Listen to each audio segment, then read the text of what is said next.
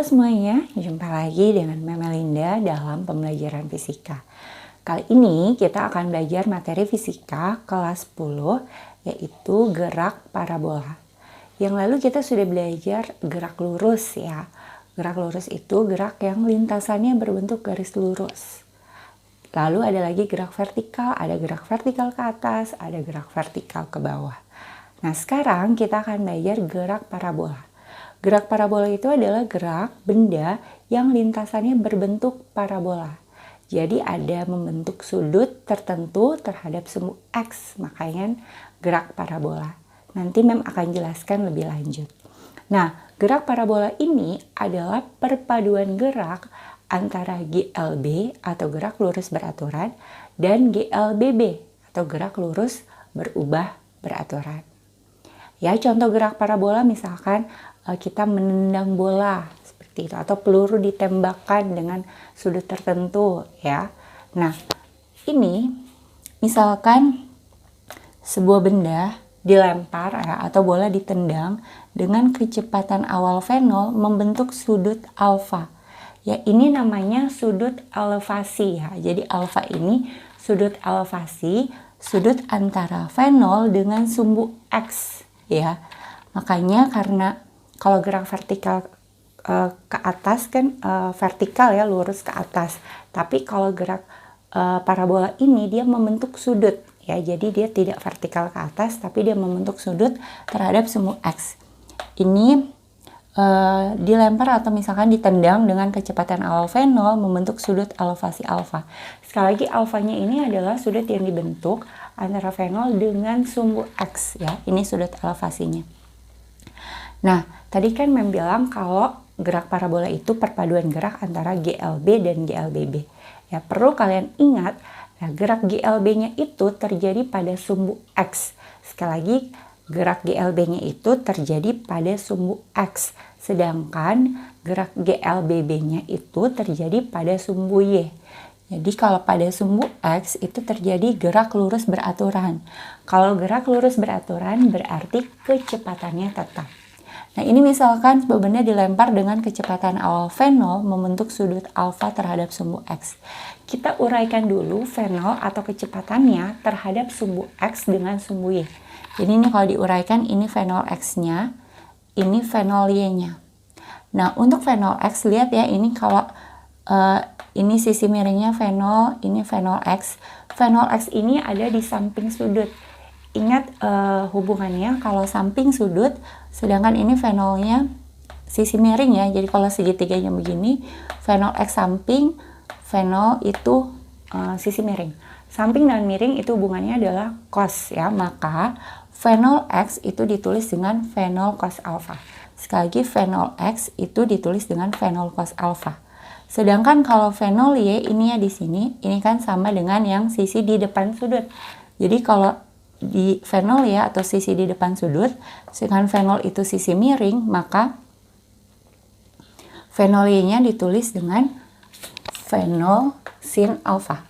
Ya, karena V0 Y itu sisi di depan sudut, maka V0 Y-nya itu ditulis dengan V0 sin alfa. Karena sin alfa itu hubungannya kan sisi depan per sisi miring ya, seperti itu. Supaya kalian tidak lupa dan tidak bingung, ingat saja yang pertama, sudut elevasi itu dibentuk terhadap antara kecepatan awal dengan sumbu X, itu yang pertama. Jadi alfanya atau sudut elevasinya harus terhadap sumbu X. Baru ingat, kalau di sisi samping ya, jadi kalau di samping sudut V0 X itu pakai cos, kalau V0 Y di depan berarti pakai sin. Sekali lagi V0 X karena di samping pakai cos, sedangkan V0 Y karena di depan itu pakai sin. Sekali lagi V0 X-nya V0 cos alfa, sedangkan V0 Y-nya V0 sin alfa. Baru ketika benda ada di titik-titik ini, di lintasan parabolanya, kecepatan pada arah sumbu X-nya atau Vx-nya itu sama dengan V0 X-nya. Jadi Vx-nya sama dengan V0 X, sama dengan V0 cos alfa. Kenapa sama? Tadi Mem sudah bilang bahwa pada sumbu X itu terjadi gerak lurus beraturan, maka kecepatannya tetap. Jadi Vx-nya dimanapun benda itu berada, kecepatan pada arah sumbu X-nya itu sama dengan V0 X, yaitu V0 cos alfa. Nah, Untuk posisinya, jadi misalkan bendanya ada di titik sini. Berarti posisinya itu berapa pada arah sumbu X? Posisinya X sama dengan Vx kali T. Kita pakai rumus GLB ya. Kan kalau kalian masih ingat, kalau GLB S sama dengan V kali T ya, seperti itu. Maka ini sama, jadi S-nya itu di sini diganti dengan X, ya V-nya itu jadi Vx kali T. Vx ini adalah kecepatan pada arah sumbu X ya. Jadi komponen kecepatan pada arah sumbu X. Jadi X sama dengan Vx kali T. Karena Vx sama dengan V0 cos alpha, maka X sama dengan V0 cos alpha kali T. Ini perumusan pada sumbu X. Sekarang pada sumbu Y. Jadi tadi Mem sudah singgung bahwa V0 Y itu V0 sin alpha ya. Jadi kalau sumbu Y itu terjadi gerak lurus berubah beraturan dengan kecepatannya berarti berubah secara beraturan. Nah, V0 Y-nya itu V0 sin alpha. Sekarang bagaimana kecepatannya pada arah sumbu Y? Misalkan bendanya di sini, berapa V-nya? V itu adalah kecepatan pada arah sumbu Y. Dituliskan dengan V0 Y kurang GT. Ini rumusnya sama dengan gerak vertikal ke atas ya. Kenapa hampir sama dengan gerak vertikal ke atas? Karena arah lemparan pertamanya itu adalah ke atas. Makanya kita pakai rumusnya hampir sama dengan gerak vertikal ke atas. Kalau kalian ingat di gerak vertikal ke atas kan rumusnya VT sama dengan V0 kurang GT ya. Kenapa kurang? Karena dilempar ke atas ya, ingat. Nah, ini sama. Jadi kalau misalkan VT di sini diganti dengan VY, ya V0-nya itu diganti dengan V0 Y kurang GT. Seperti ini ya, jadi VY sama dengan V0 Y kurang GT. V0 Y ini adalah V0 sin alpha, maka VY sama dengan V0 sin alpha kurang G kali T. Seperti itu rumusnya. Ya, next ya, ini Mem hapus saja. Sekarang posisinya pada sumbu Y. Kalau pada sumbu Y ditulisnya Y sama dengan Y0 tambah V0 Y kali T kurang 1/2 GT kuadrat.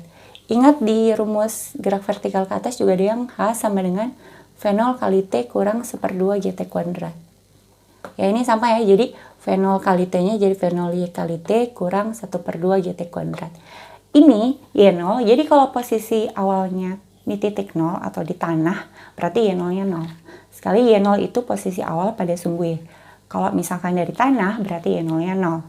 Ya, tapi kalau misalkan case atau kasus soalnya itu gerak parabolanya dari suatu ketinggian tertentu, misalkan dilempar dari atas gedung begitu, maka Y0-nya itu adalah tinggi gedung. Nanti akan lebih jelasnya di contoh soal ya. Jadi Y sama dengan Y0 tambah V0 Y kali T kurang 1/2 GT kuadrat. Karena V0 Y itu adalah V0 sin alpha, maka Y sama dengan Y0 tambah V0 sin alpha kali T kurang 1/2 GT kuadrat. Sekali lagi, kalau bendanya dilempar dari tanah, Y0-nya 0 ya. Kalau ada dari ketinggian tertentu, berarti masukkan nilai Y0-nya. Seperti itu. Nah sekarang, kalau misalkan ditanya, tentukan kecepatan benda pada suatu titik tertentu. Atau tentukan kecepatan benda setelah 2 second misalkan. Nah kalau kecepatan benda di suatu titik tertentu atau pada saat tertentu, kita harus cari dulu V-nya itu adalah yang dimaksud, yang ditanya itu adalah V resultannya. Jadi kalau matematisnya ditulis dengan V sama dengan akar Vx kuadrat tambah V kuadrat. Jadi kalau ditanya kecepatan benda di suatu titik, kita cari resultan antara Vx dan V-nya. Jadi bukan hanya Vx saja atau V saja, tapi resultannya. Nah jadi Vx-nya cari dulu pakai rumus yang tadi, V0 cos alpha. V-nya juga cari dulu pakai rumus yang V0 sin alpha kurang G kali T. Setelah itu cari resultannya dengan rumus V sama dengan akar Vx kuadrat tambah V kuadrat. Seperti ini. Nah sekarang kalau misalkan ditanya berapa kecepatan benda di titik tertinggi atau pada saat ketinggian maksimum.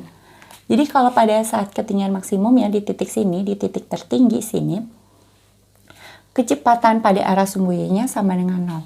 Kenapa sama dengan 0? Ingat di gerak vertikal ke atas, di titik tertinggi, benda berhenti dulu berapa saat baru dia bisa jatuh. Ya. Sekali lagi di titik tertinggi, benda harus berhenti dulu berapa saat baru dia jatuh. Makanya di titik tertinggi sini, V-nya itu sama dengan 0. Ya. Karena V-nya sama dengan 0, maka kecepatan di titik tertinggi itu hanya ada kecepatan pada arah sumbu X-nya. Jadi kalau kan harusnya rumusnya pakai rumus ini ya, tapi karena V-nya 0, maka kecepatannya sama dengan kecepatan pada arah sumbu X-nya. Jadi V sama dengan Vx atau sama dengan V0 cos alfa. Jadi di titik tertinggi sini V-nya itu sama dengan Vx. Seperti ini. Sekarang kita belajar beberapa persamaan khusus pada gerak parabola yang hanya berlaku untuk gerak parabola yang lintasannya dari tanah kembali lagi ke tanah. Ya, jadi misalkan ada bola ditendang dari tanah kembali lagi ke tanah ya, bentuknya seperti ini. Yang dilempar dengan atau ditendang dengan kecepatan awal V0 membentuk sudut alfa. Yang pertama, waktu untuk mencapai titik tertinggi. Jadi dari posisi awal ke titik tertinggi ya. Jadi dari posisi awal, atau misalkan di sini menulis A, titik A di awal, B di titik tertinggi ya, baru C di titik terjauhnya. Waktu untuk mencapai titik tertinggi, jadi dari A ke B itu dituliskan dengan TY max. Ini maksudnya waktu di titik untuk mencapai titik tertinggi ya, itu sama dengan V0 sin alfa per G. Nah, kalau misalkan waktu untuk mencapai titik terjauh, jadi dari A ke C, itu adalah 2 kali T untuk mencapai titik terjauh. Jadi Tx max, ini maksudnya waktu untuk mencapai titik terjauh sama dengan 2 kali Ty max, atau 2 kali waktu untuk mencapai titik tertinggi. Jadi kalau di sini dari A ke B membutuhkan 4 sekon, berarti dari A ke C itu membutuhkan 2 kali 4 atau 8 sekon, begitu ya. Kalau dari A ke B membutuhkan waktu 5 sekon, berarti dari A ke C membutuhkan waktu 10 sekon, seperti itu.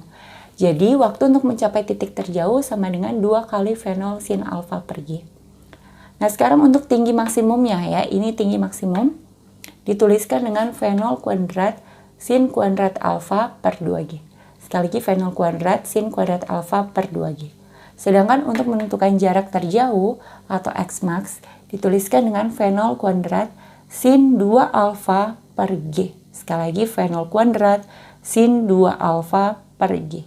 Nah sekali lagi rumus-rumus ini hanya berlaku untuk lintasan parabola dari tanah kembali lagi ke tanah. Sekarang kita masuk ke contoh soal. Nomor 1, dari titik A di tanah, sebuah bola ditendang dengan kecepatan awal 20 meter per second dan sudut elevasi 37 derajat. Jika G sama dengan 10 meter per second kuadrat, maka tentukan yang pertama, komponen kecepatan awal pada arah horizontal dan vertikal ya. Jadi tulis dulu, diketahui kecepatan awalnya, V0-nya 20 meter per second ya. Sudut elevasinya, alfanya 37 derajat, baru menggunakan G-nya 10 meter per second kuadrat.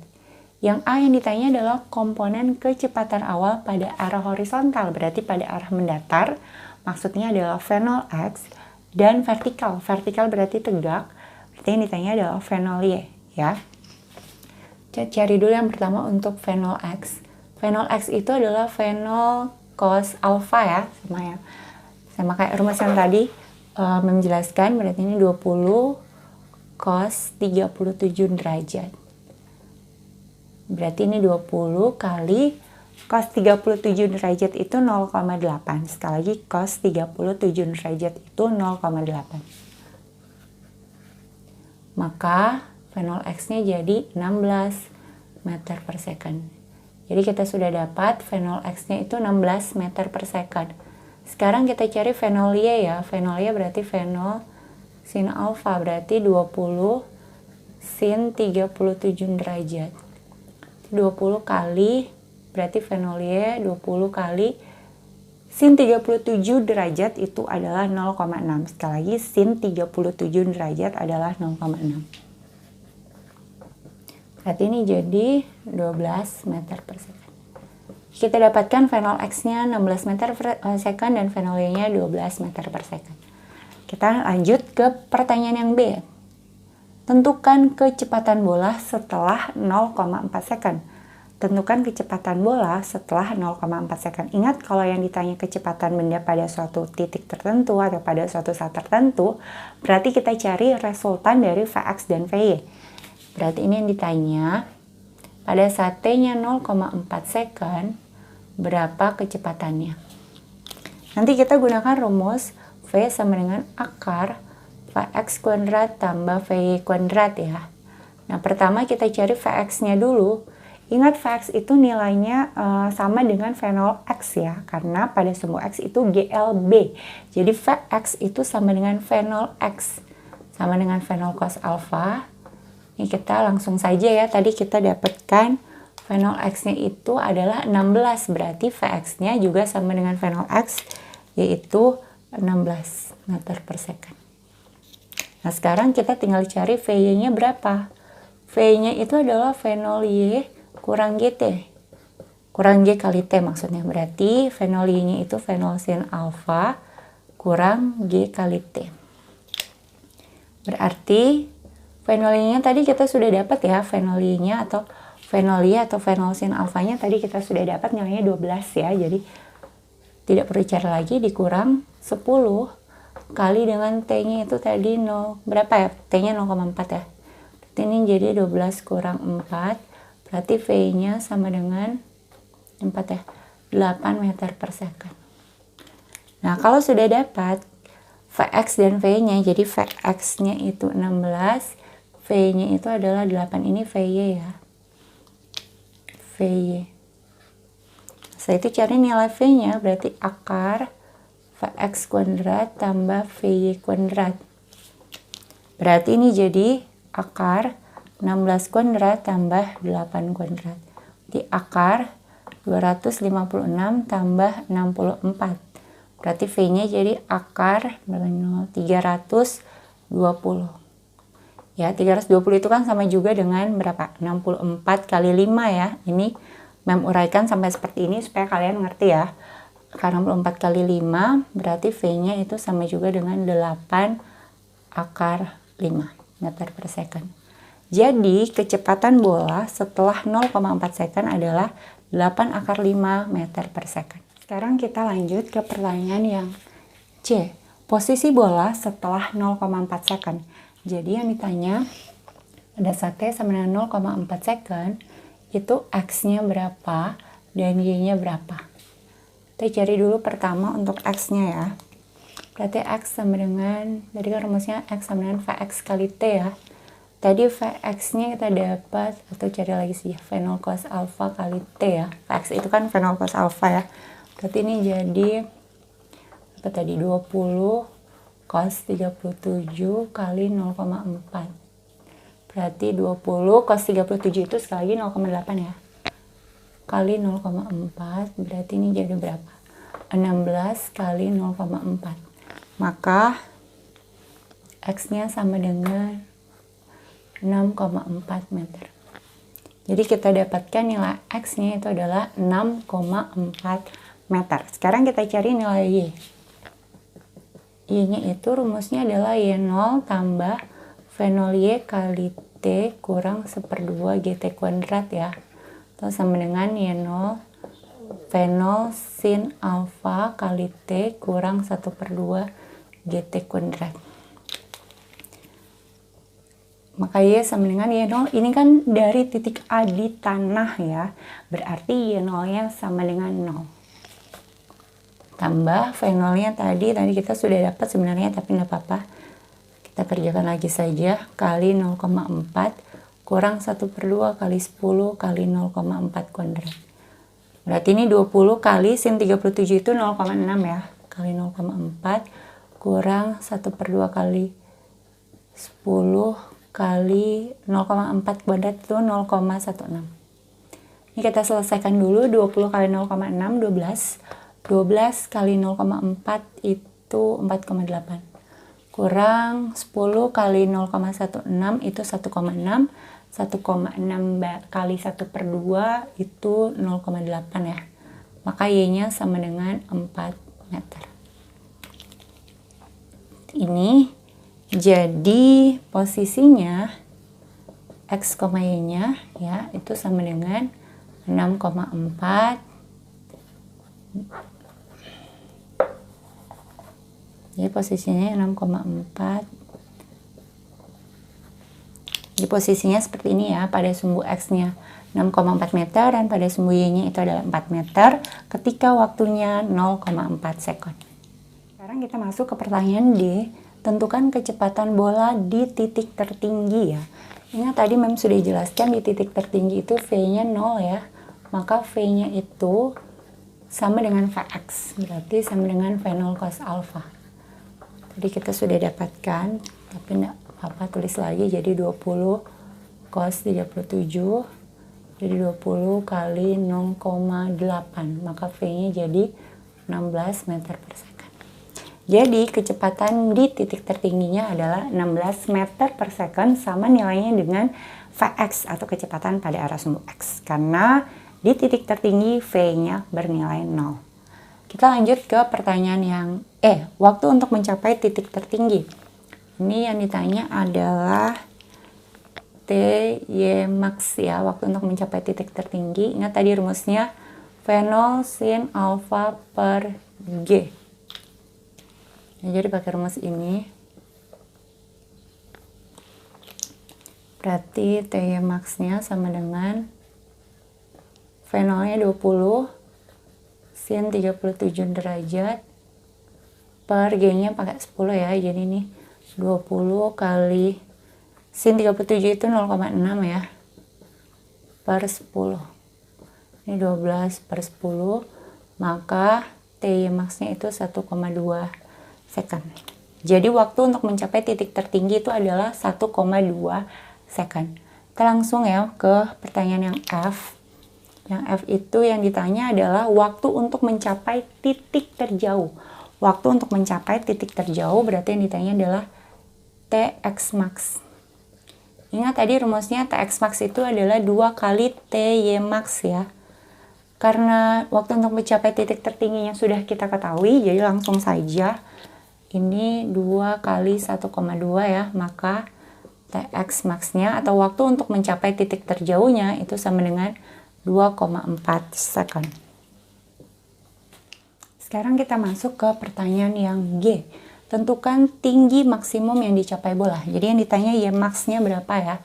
Jadi Y max itu sama dengan V0 kuadrat sin kuadrat alpha per 2G.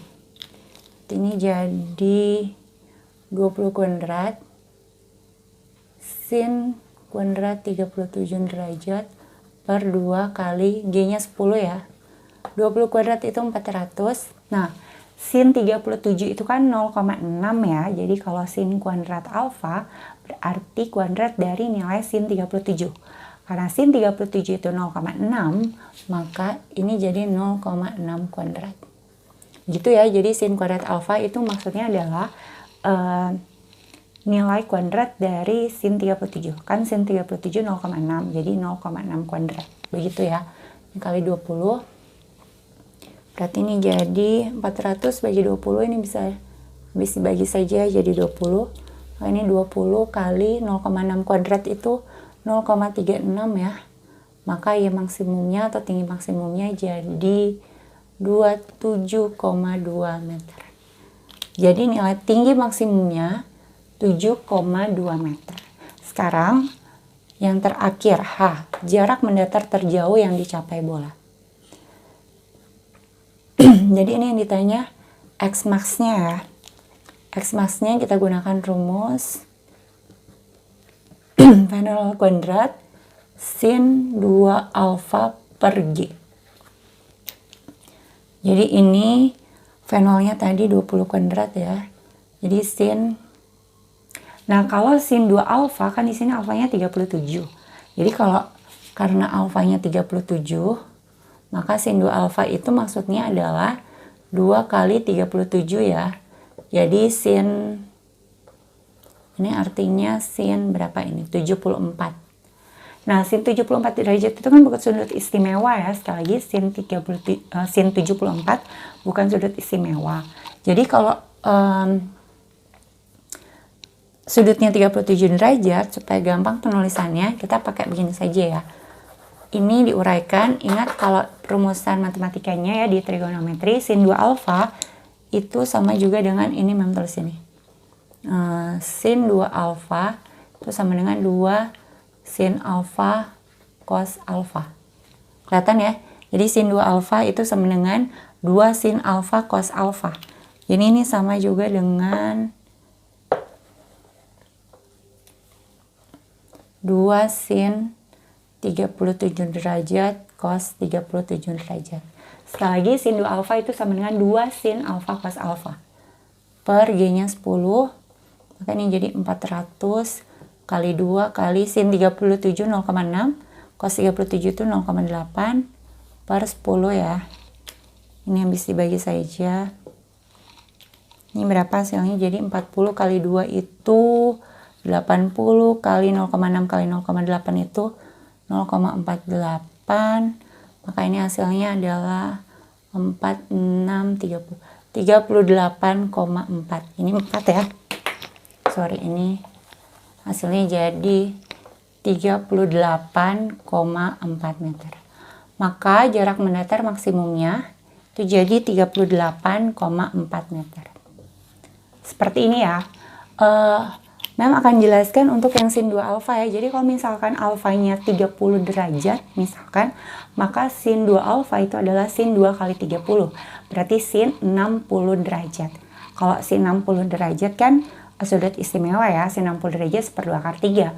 Jadi kalian tidak perlu uraikan ke 2 sin alfa cos alfa. Seperti itu. Kalau sudutnya pas sudah dikalikan 2 alfanya, sudutnya bukan sudut istimewa, kalian bisa uraikan jadi 2 sin alfa cos alfa. Seperti ini ya. Nah, ini contoh soal nomor 1. Semoga kalian mengerti. Sekarang kita masuk ke contoh soal nomor 2. Sebuah benda dilemparkan dari puncak sebuah gedung yang tingginya 40 meter. Kecepatan awal benda 20 meter per second dengan sudut elevasi 30 derajat. Tentukan jarak terjauh dalam arah mendatar dari dasar gedung. Jadi ini case-nya atau kasusnya itu beda dengan yang soal nomor 1 ya. Kalau nomor 1 itu posisi awalnya dari tanah. Kalau ini posisi awalnya dari atas sebuah gedung. Jadi kalau di sini mau digambarkan, misalnya di sini ada gedung ya. Ini tingginya 40 meter, berarti ini maksudnya adalah Y0-nya ya, 40 meter. Jadi tinggi gedungnya itu adalah Y0-nya, 40 meter. Baru sebuah benda, ini benda dilemparkan dengan sudut elevasinya 30 derajat. Dengan kecepatan awalnya 20 meter per second. Jadi ini misalkan case-nya begini ya. Seperti ini. Ini diperpanjang dulu. Jadi seperti ini case-nya. Jadi case-nya seperti ini. Bendanya dilempar dari puncak atau atas sebuah gedung yang tingginya 40 meter dengan kecepatan awal 20 meter per second membentuk sudut elevasi 30 derajat. Perhatikan pertanyaannya, tentukan jarak terjauh dalam arah mendatar dari dasar gedung. Jadi ketika bendanya sudah sampai di tanah, ini ya, ini bendanya sudah sampai di tanah, berapa jarak terjauhnya dalam arah mendatar? Berarti yang ditanya ini. Ini ya, ini yang ditanya. Ini ya, ini tidak lurus. Maksudnya ini ya. Ini X-nya berapa? Sekali lagi ini X-nya berapa? Jarak terjauh dalam arah mendatarnya ini berapa ya? X-nya berapa? Nah, untuk soal ini kita tidak bisa menggunakan rumus yang X max sama dengan V0 kuadrat sin 2 alfa per G ya, sama kayak yang soal nomor 1. Nah, jadi bagaimana untuk mencari X-nya? Kita pakai rumus, konsepnya tadi X sama dengan Vx kali T ya. X itu sama dengan V0 cos alfa kali T. V0-nya berapa? Di sini V0-nya 20 meter per second. Alfanya ada 30 derajat, ya ini alfanya. 30 derajat, sekarang T-nya berapa? Ya, T-nya kan belum diketahui, jadi kita cari T dulu nilainya berapa, pakai persamaan Y. Ya, jadi cari T dulu pakai persamaan Y sama dengan Y0 tambah V0 sin alfa kali T kurang 1/2 GT kuadrat. Nah, kan ini yang ditanya adalah jarak terjauh ketika bendanya sudah di dasar gedung atau sudah di tanah ya, sudah di tanah. Berarti kalau sudah di tanah, Y-nya itu bernilai 0. Sekali lagi, kalau sudah di tanah, berarti Y-nya itu bernilai 0. Maka ini bisa ditulis ini kalau di tanah ya, Y-nya jadi 0.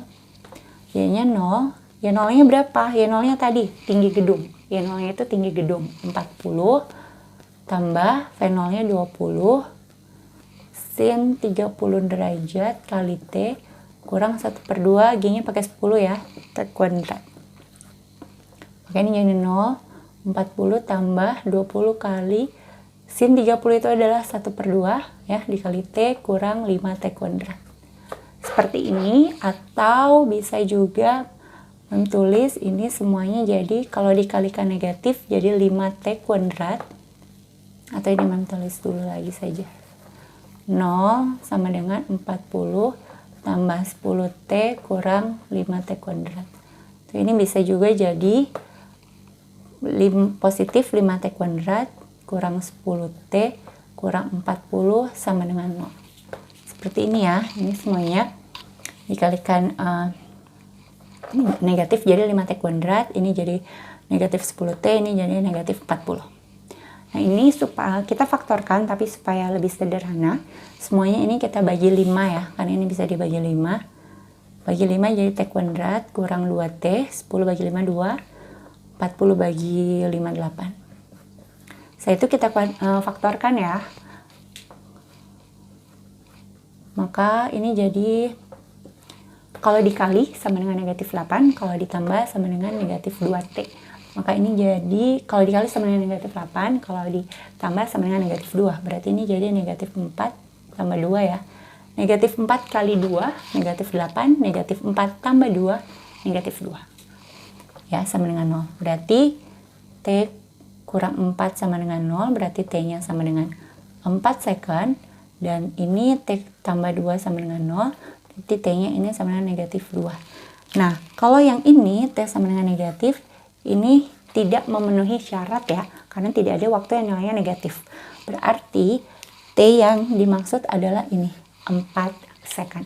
Jadi kita sudah dapatkan berapa nilai T-nya, yaitu 4 second. Sekarang kita cari nilai jarak mendatarnya, atau X-nya berapa. Jadi, X sama dengan Vx kali T, sama dengan V0 cos alpha kali T.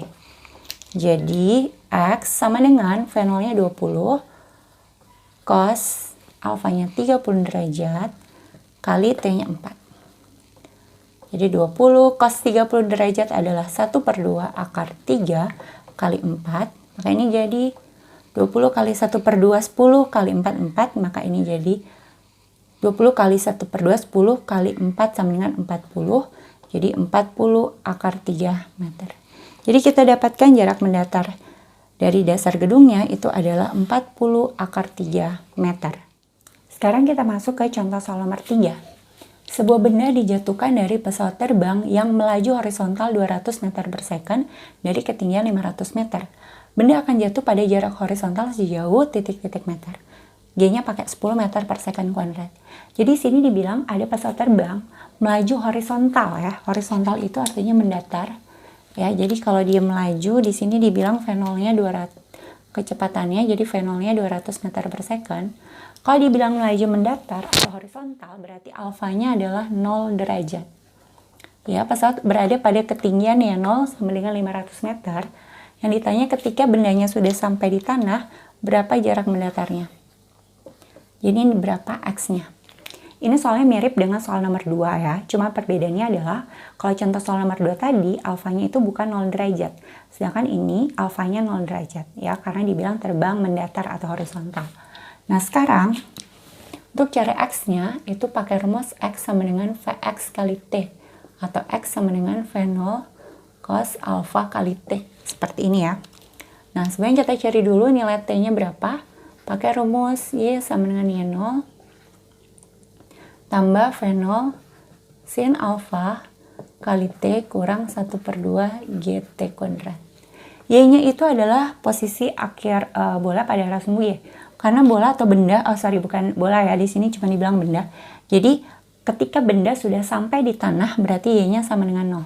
Ketika benda sudah sampai di tanah berarti Y-nya 0.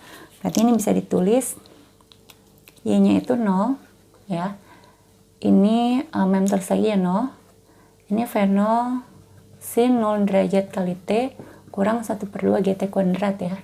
Jadi 0 sama dengan Y0 tambah sin 0 derajat itu 0, maka V0 sin 0 derajat kali T ini bisa ditulis 0 kurang 1/2 GT kuadrat. Atau jadi 0 sama dengan Y0 kurang 1/2 GT kuadrat. Atau bisa ditulis dengan Y0 sama dengan 1/2 GT kuadrat.